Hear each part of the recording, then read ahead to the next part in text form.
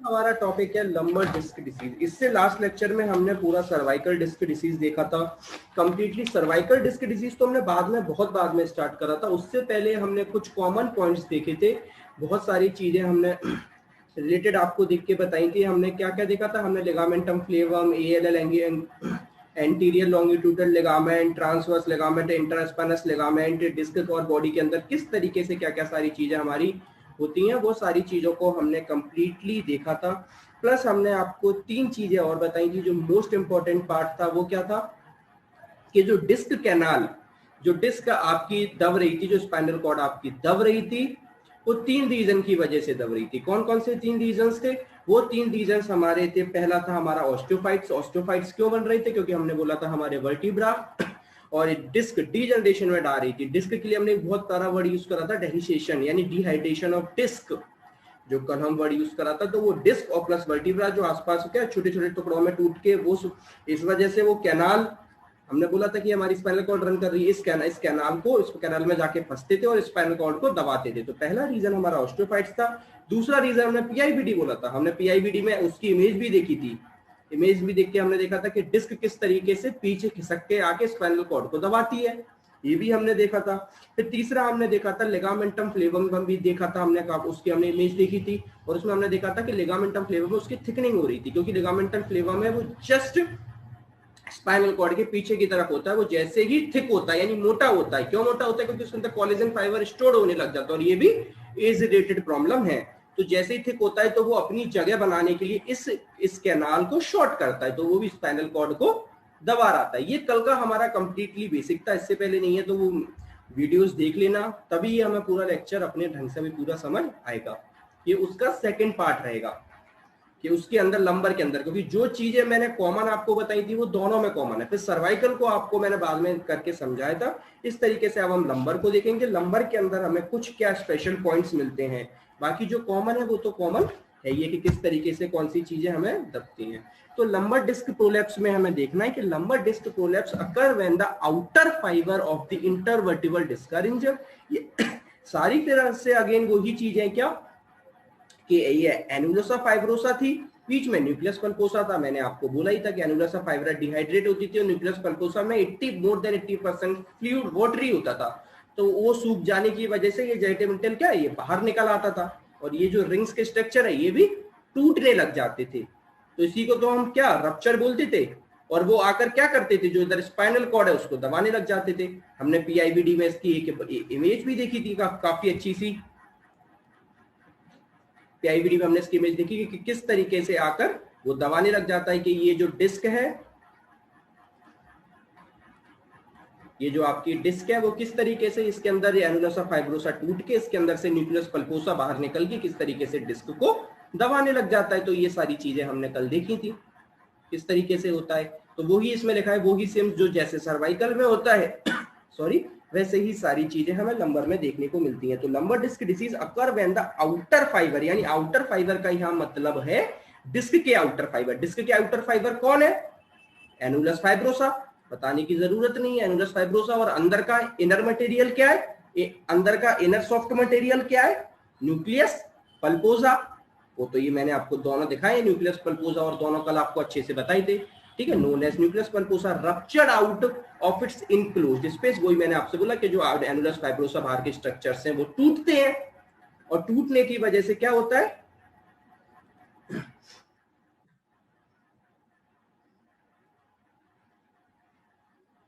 इस तरीके से मैंने आपको बताया था कि ये हमारी डिस्क है, डिस्क के अंदर न्यूक्लियस पल्पोसा रखा हुआ है और उस पे एनुलस फाइब्रोसा की रिंग है। अब एनुलोसा फाइब्रोसा ब्रेक हो जाता है तो डिस्क बाहर निकल आती है। तो बिल्कुल इसी तरीके से ये हमें देखने को मिलता है। तो disc degeneration leads to a tear in the annulus fibrosus. ये सबसे बड़ी पॉइंट होती है कि एनुलस फाइब्रोसा उसको पकड़ के रखता है। अगर एनुलस फाइब्रोसा बिल्कुल भी टियर हुआ तो डिस्क के लिए बिल्कुल इजिली हो जाएगा बाहर निकलना, ठीक है। An acute disc prolapse occur when the soft nucleus herniates through the annular tear। वही चीजें लिखी है। एक्यूट डिस्क प्रोलैप्स का मतलब क्या है कि जो सॉफ्ट न्यूक्लियस क्या है, सॉफ्ट न्यूक्लियस मतलब nucleus pulposus herniates through the annular tear, यानी एनुलसा फाइब्रोसा को तोड़ के बाहर निकल आए। और वो ही हमने इस डायग्राम में अभी देखा है, causing nerve irritation and compression of adjacent nerve roots, ये दबा रहा है, दिख रहा है, नर्व रूट्स को कंप्रेस कर रहा है और एडजेसेंट नर्व रूट्स को दबा रहा है। और हम कल पढ़ के आ चुके हैं दो वर्ड के माइलोपैथी और रेडिकुलोपैथी। लास्ट लेक्चर में क्या देखा था कि माइलोपैथी मतलब क्या था, माइलोपैथी का मतलब था कि कंप्लीटली स्पाइनल कॉर्ड दबे, और रेडिकुलोपैथी का मतलब होता है कि स्पाइनल कॉर्ड के अंदर कुछ नर्व रूट्स इंपिंज हो। तो आप इसको क्या बोल रहे थे तब, आप उसको जाके बोल रहे थे रेडिकुलोपैथी। और मैंने आपको कहा भी था कि myelopathy is not quite common, radiculopathy common है। क्यों? क्योंकि पूरी की पूरी स्पाइनल कॉर्ड को दबाना इतना आसान नहीं है।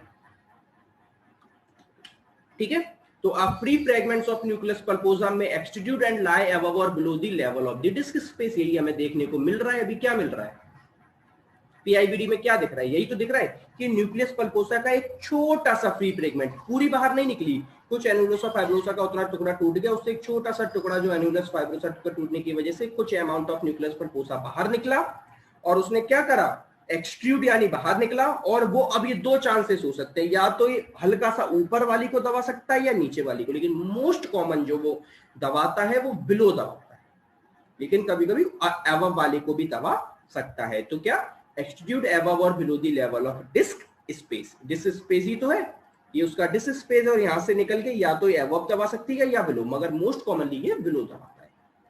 ठीक है, हर्निएशन यूजुअली अकर, अब दो चीजें मैंने आपको बता दी थी, दो बातें कि जो हर्निएशन होता है वो मोस्ट कॉमनली दो होता है, एक पोस्टेरो लेटरली होता है और एक पोस्टेरो सेंट्रली, आप उसको मीडियली भी बोल रहे थे। इसका मतलब क्या था, मैंने आपको सीधा सीधा बताया था, मैंने आपको बताया भी था कि ये अगर मेरी स्पाइनल कॉर्ड जा रही है, ये भाई ये, और स्पाइनल कॉर्ड ये आगे की तरफ से जा रही है, पीछे की तरफ से स्पाइनल कॉर्ड निकलती है, और ये बॉडीज के बीच में डिस्क फंसी हुई है। अगर मैं देखूंगा तो ये मेरी डिस्क पीछे है और ये मेरी इस तरीके से है, अगर पीछे की साइड पे इस तरीके से तो है, क्योंकि पीछे स्पाइनल कॉर्ड रन कर रही है, इधर बॉडी है, बॉडी के इधर डिस्क है, फिर स्पाइनल कॉर्ड है, फिर लिगामेंटम फ्लेवम है, फिर स्पाइनस प्रोसेस है, फिर ट्रांसवर्स प्रोसेस है। इसी तरीके से हम पूरा स्ट्रक्चर इसको देख के आ चुके हैं। तो होता क्या है, हमने बात करी थी कि डिस्क दो तरीके से निकल सकते हैं। बोले क्या, या तो बिल्कुल पोस्टो सेंट्रली, पोस्टरी तो होना है भैया, जाना तो पीछे ही है ना, डिस्क आगे आगे चली जाएगी तो किसको दबाएगी, पीछे ही तो जाना है, स्पाइनल कॉर्ड पीछे ही तो है, तो पोस्टियो पर तो आना ही आना, यानी पोस्टियो सेंट्रली, या तो वो सेंट्रली जाके इस स्पाइनल कॉर्ड को दबा सकती है पोस्टियो सेंट्रली, ठीक है, या पोस्टियो लेटरली, लेटरली मतलब कि हल्का सा टिल्ट हो जाए। अगर मेरे पोस्टियो लेटरली बोलो, चाहे मेरे इधर कर दो चाहे इधर कर दो, ये दोनों मेरे लेटरली तो हुए, तो या तो पोस्टियो मीडियली या पोस्टियो लेटरली, चाहे इधर चली जाए चाहे इधर चली जाए, वो मेरा पोस्टियो लेटरली हो गया। मोस्ट कॉमनली पोस्टियो लेटरली होता है, क्योंकि एकदम दबा देना स्पाइनल कॉर्ड को इतना आसान नहीं होता, इसलिए हल्का सा टिल्ट हो जाती है। तो रेडिकुलोपैथी पोस्टियो लेटरली में आपको कॉमन देखने को मिलती है, और अगर पोस्टियो सेंट्रली हो गया तो फिर आपको मोस्ट कॉमनली देखने को क्या मिलती है, माइलोपैथी। लेकिन इसका मतलब ये नहीं है कि एकदम सेंट्रली जा रहा है तो हम माइलोपैथी ही हर बार देखने को मिले, नहीं, रेडिकुलोपैथी भी मिल सकता है, कोई जरूरी तो ना है कि पूरा ही दबा दे, मगर मैं आपकी क्या ओवरऑल बात कर रहा हूं। अब इसमें आपको एक बहुत बढ़िया चीज आपको अगर याद आ रही होगी, मैं आपको बता भी चुका हूं, क्या कि जो हमारी स्पाइनल कॉर्ड होती है जैसे वो क्या T12 तक रन करती है कि नहीं, T12 तक, उस पर पूरी मेनिंजेस वगैरह कवरिंग करके स्पाइनल कॉर्ड T12L1 तक रन करती है। उसके बाद पूरी की पूरी जो स्पाइनल कॉर्ड से सिर्फ और सिर्फ नर्व रन करती है इस तरीके से वायरिंग के फॉर्म में, पूरा आपके सैक्रम रीजन तक। तो अगर अब लंबर रीजन में अगर कुछ भी दबना है तो क्या स्पाइनल कॉर्ड दबेगी? क्या नहीं। अगर पोस्टियो सेंट्रली हुआ तो क्या यहाँ स्पाइनल कॉर्ड दबेगी? क्या नहीं। तो फिर यहाँ पर एक क्वाडा इक्वाना दबेगा, क्योंकि इन नर्व्स को हमने क्या नाम दिया था, क्वाडा इक्वाना दिया था, क्वाडा इक्वाना इन नर्व को नाम दिया था। तो अगर पोस्टियो सेंट्रली जाएगी तो यहाँ स्पाइनल कॉर्ड तो है नहीं लंबर रीजन पे, तो अगर पूरी की पूरी दबेगी तो क्वाडा इक्वाना दबेगी। या फिर अगर रेडिकुलोपैथी हुआ तो इन नर्व में से कोई पर्टिकुलर एक दो नर्व दब सकती हैं। देखो यहाँ ये हम देख भी चुके थे कि T12 या L1 तक आपकी क्वाडा वो रन करती है, क्या रन करती है स्पाइनल कॉर्ड रन करती है। उसके बाद आपकी रन करती है क्वाडा इक्वाना। नर्व्स की एंडिंग इस तरीके से रहता है हमारा।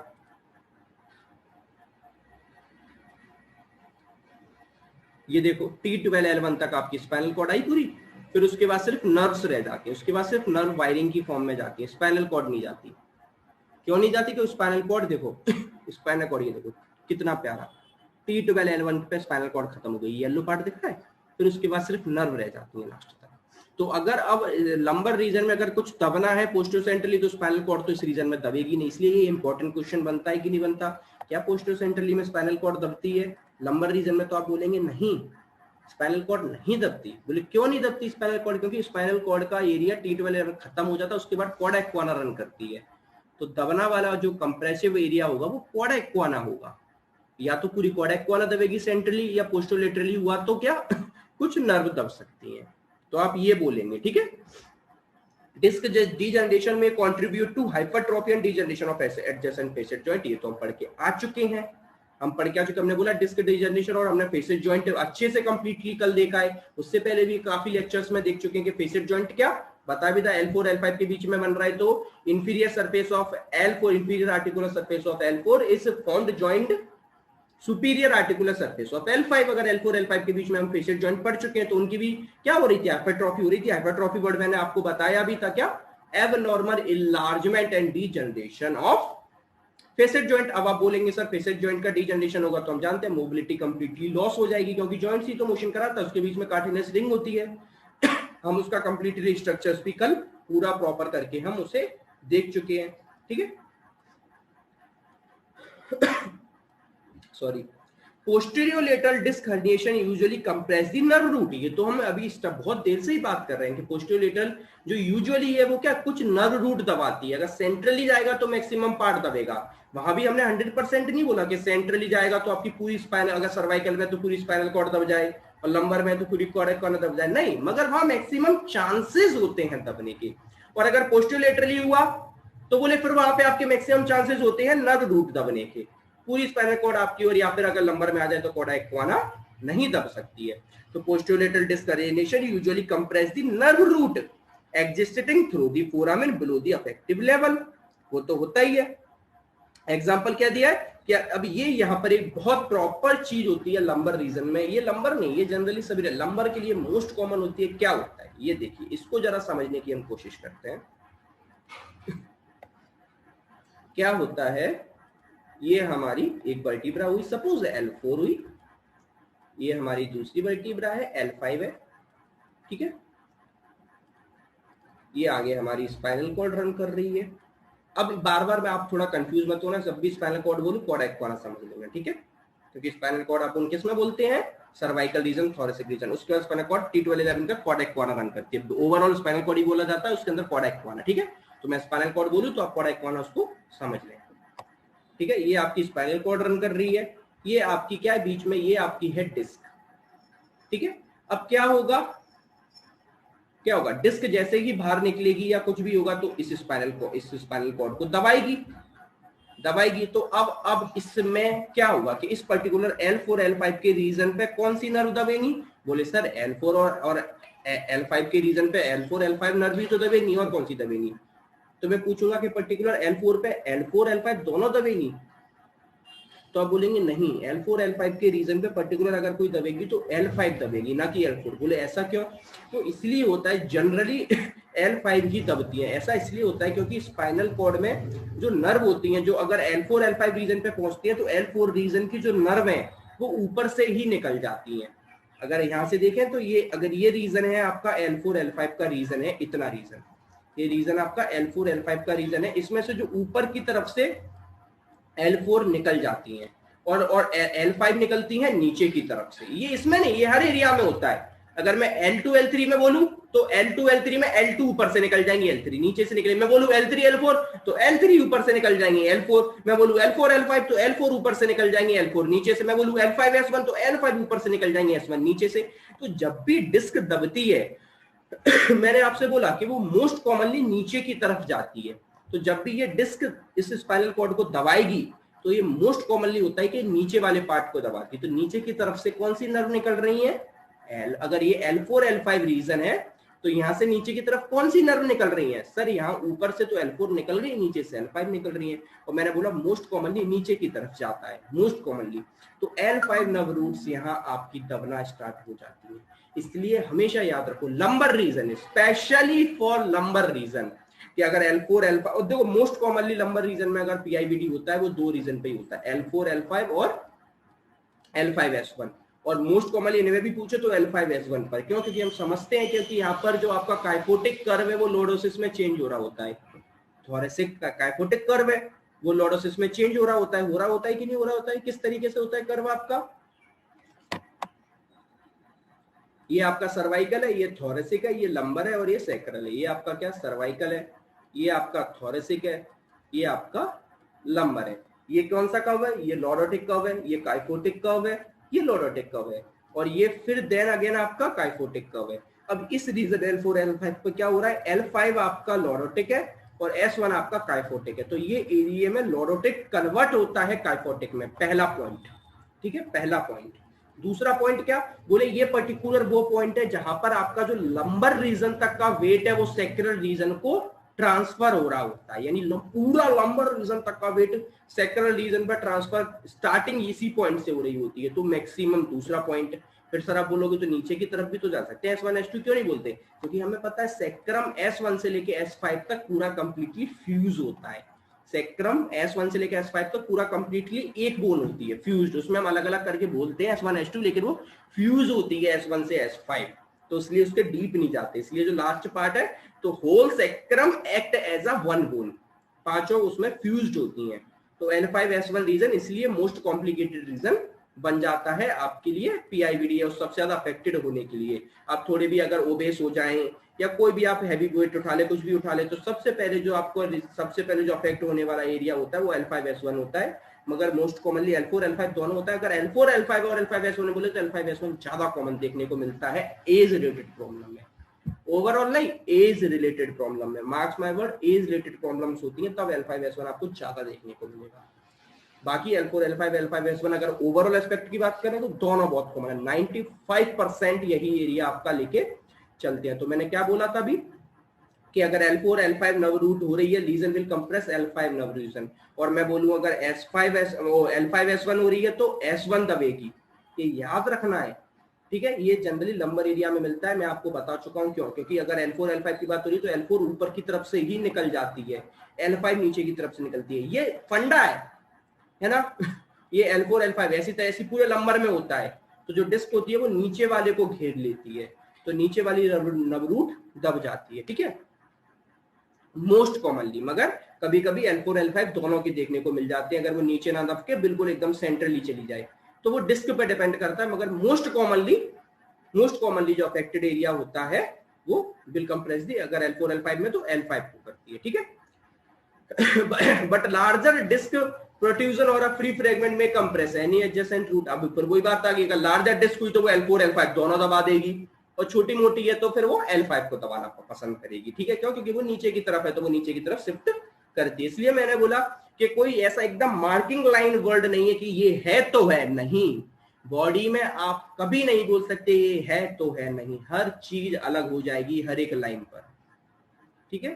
सब कुछ पे आप कह सकते हैं, आप ये नहीं बोल सकते कि ये कंफर्म है। तो लंबर डिस्क में क्या L4 L5 और L5S1 पर 95% ये देखने को मिलता है। वहीं पर मैंने आपको दो प्रोट्रूजन बता चुका हूं, पोस्टियोलेटरल और पोस्टियोमीडियल। पोस्टियोलेटरल को हम अभी इस नजरिए से देखेंगे कि कुछ नर्व रूट यानी रेडिकुलोपैथी के नजरिए से देखेंगे, वहीं हम पोस्टेरियोमेडिकल को हम माइलोपैथी यानी कोडा इक्वाना, नॉट स्पाइनल कोडाई, मैं बार बार कह रहा हूं याद रखना, कोडा इक्वाना के नजरिए से हम उसको वहां पर उसको समझेंगे। तो पहले हम पोस्टियोलेटरल डिस्क प्रोट्रूजन को जरा समझने की कोशिश करते हैं। इसमें हमें क्या क्या देखने को मिलेगा? इंजरी मोस्ट कॉमन, क्या हिस्ट्री ऑफ फॉलिंग, यहाँ पर कहीं पे एकदम फॉल गिर जाओ या कोई हैवी वेट उठा लो, ये बहुत कॉमन देखने को मिलता है। पोस्टियोलेटरल प्रोट्रूजन आपको 90% केसेस में मिलेगा, मैं फिर कह रहा हूँ पोस्टो सेंट्रली इतना नहीं मिलता, बार बार कह रहा हूँ, है ना। तो ये आपने कोई भी हैवी ऑब्जेक्ट उठा लिया, कुछ भी हो गया, आप गिर गए, लिफ्टिंग हैवी हो गई, associate back pain often preceded the onset of leg symptoms. और हम बात कर चुके हैं हम इंट्रापैथी पढ़ के आ चुके हैं, तो सियाटिक नर्व सब कुछ याद आ रहा होगा कि अगर L5S1 नर्व रूट दबेगी तो जो पेन होगा वो बटक से लेके पूरा थाई तक ट्रेवल करता है, ठीक है। अब लेकिन वो पर्टिकुलर डिपेंड करेगा कि अगर L5 दब रही है तो उसकी डर्मेटोम क्या है, तो वो डर्मेटोम ही होगा, उसका मायोटोम क्या है तो वो मायोटोम होगा। मैंने फिर अगेन पीडीपी में आपको एक एक नर्व का याद करना है, पीडीपी नहीं आपको याद करना ही है, पीडीपी में याद करोगे पर्टिकुलर C1 से लेके पूरा S5 तक एक एक नर्व का डर्मेटोम क्या है और मायोटोम क्या है, क्योंकि जो उसका डर्मेटोम है उधर आपको सेंसरी लॉस मिलेगा, जो उसका मायोटोम है उधर आपको फंक्शनल लॉस मिलेगा, ठीक है। तो ये आपके लिए बहुत इंपॉर्टेंट यहाँ होता है। जस्ट अ सेकंड, हाँ ठीक है, कोई नहीं।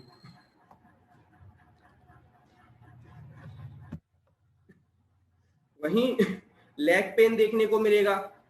अब ये तो फिर देखो बार बार घुमाने फिराने की बातें हैं। अब मैं तो आपसे ओवरऑल एक ही चीज बोलूंगा कि पर्टिकुलर नर्व जिस डर्मेटोम को सप्लाई करती है आपको वो लिख के आना है, जिस मायोटोम को वो लिख के आना है, याद करना है सर, इसमें आप कुछ नहीं कर सकते। लेग पेन देखने को मिलेगा। अब फिर बार बार वही बात लिखी है, रूट इरिटेशन और compression produces pain in the distribution of the affected root. फिर वही बात लिख दी कि जो उसकी अफेक्टेड रूट है वहीं आपको देखने को मिलेगा, उसमें तो हम कुछ कह ही नहीं सकते।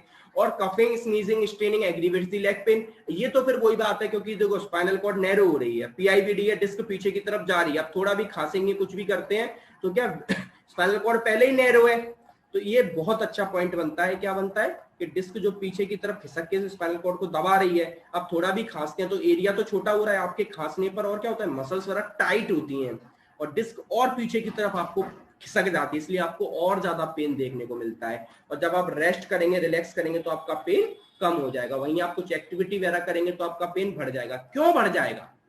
क्योंकि मसल स्पास्टिसिटी में जाती हैं। ठीक है, सेंसरी लॉस देखने को मिलेगा, numbness on paresthesia current the distribution of the affected root, again वही लाइन। अब यहाँ पर एक बहुत बढ़िया चीज आपको देखने को मिलती है, जैसे कि मैं आपको सर्वाइकल रीजन में बता के आया था। क्या बता के आया था? मैंने आपको बताया था कि सर्वाइकल लॉर्डोसिस लॉस होती है, ऐसे ही लंबर रीजन में भी लंबर लॉर्डोसिस लॉस देखने को मिलती है। हमने अभी जस्ट हमने डायग्राम देखा था, बनाया था, ये लंबर है, वो सॉरी सर्वाइकल है, ये लंबर है। तो ये जो लॉर्डोटिक कर्व होता है, आप अपने आप खुद देखिए, अपने नेक पे अपने पीछे हाथ रखिए, आपको क्या कॉन्केविटी नजर आ रही है, आगे कॉन्वेक्सिटी है, तो ये लॉस होती है, स्ट्रेट सीधी होने लग जाती है, नेक स्ट्रेटनिंग बोलते हैं इसको। ये देखने को मिलेगा ही, स्पॉन्डिलोसिस पेशेंट, पीआईवीडी के पेशेंट में होता ही है, स्ट्रेटनिंग होने लग जाती है। ऐसे लंबर रीजन में भी लंबर लॉर्डोसिस लॉस होने लग जाती है। ये कर्व है, ये क्या रिड्यूस्ड होने लग जाता है, तो अब ये ऐसा हो जाए, स्ट्रेटनिंग होने लग जाती है। ये जो कर्व नॉर्मली ऐसा होना चाहिए वो अब स्ट्रेटनिंग में जाने लग जाता है ये लॉस होने लग जाता है। ठीक है, क्यों? क्योंकि नर्व रूट का कंप्रेशन होने की वजह से। और सबसे बड़ी चीज मैं आपको बताऊं कि आप जो मसल्स जो उसके आसपास की क्वाड्रेटस लंबोरम मसल्स होती हैं, मोस्ट इंपोर्टेंटली ये स्पास्टिसिटी में जाती हैं। और स्पास्टिसिटी का मतलब क्या है कि अगर कोई मसल स्पास्टिसिटी में जाएगी तो उसको खींचेगी। अब मैं क्या ये कह सकता हूं कि ये लंबर रीजन है, अब यहाँ पर जो मसल्स हैं वो स्पास्टिक में गई तो वो इसको अपनी तरफ पीछे खींचती हैं। यही नेक में होता है सेम, पीछे खींचने की वजह से ये कर्व अब रिड्यूस्ड हो जाता है। इस तरीके से लंबर लॉर्डोसिस लॉस हो जाती है मसल स्पास्टिक की वजह से। आप बोलेंगे सर मसल स्पास्टिसिटी में क्यों जाती हैं? आपको पता है कि मसल स्पास्टिसिटी में जाके आप, अगर आपकी मसल स्पास्टिसिटी में चला जाए तो आप कुछ भी मोशन नहीं कर पाएंगे, कोई भी मूवमेंट नहीं कर पाएंगे जॉइंट पे। ये हमारी बॉडी की एक तरीके से मैकेनिज्म भी रहती है। मालूम क्यों? क्योंकि बॉडी को मालूम है अगर हम मसल स्पास्टिसिटी में नहीं लेके जाएंगे तो ये मानेगा नहीं, ये मोशन करेगा ही करेगा, और ये मोशन करेगा तो ये चीजों को और खराब कर देगा, पेन क्रिएट होगा। जब बॉडी को फील होता है ना कि ये मोशन करने पे पेन हो रहा है, तो बॉडी प्रोटेक्टिव मैकेनिज्म में जाके पर्टिकुलर वहां से जो रिलेटेड जो भी मसल्स हैं उनको स्पास्टिसिटी में भेज देती है। स्पास्टिसिटी में क्यों भेज देती है? अगर वहां स्पास्टिसिटी में भेज देगी तो पर्टिकुलर आप उस पर्टिकुलर एरिया जॉइंट पर मोशन नहीं कर पाएंगे। मगर वो स्पास्टिसिटी, अगर वो स्पास्टिसिटी इस वजह, पहला रीजन। दूसरा, कंटिन्यूअसली अगर आप एक जगह पे मोशन नहीं करेंगे तो स्पास्टिसिटी डेवलप हो जाती है। वाइस वर्सा हो गई ना, एक ही बात हो गई ना। मोशन नहीं कराना तो स्पास्टिसिटी डेवलप हो जाती है, अगर स्पास्टिसिटी डेवलप हो गई तो मोशन नहीं कर पाओगे। तो अगर आप कंटिन्यूअसली कुछ महीने मोशन नहीं करते तो स्पास्टिसिटी डेवलप हो जाएगी वहां पर। तो हमें स्पास्टिसिटी बाद में जब ट्रीट हो जाता है तो हम धीरे धीरे स्पास्टिसिटी भी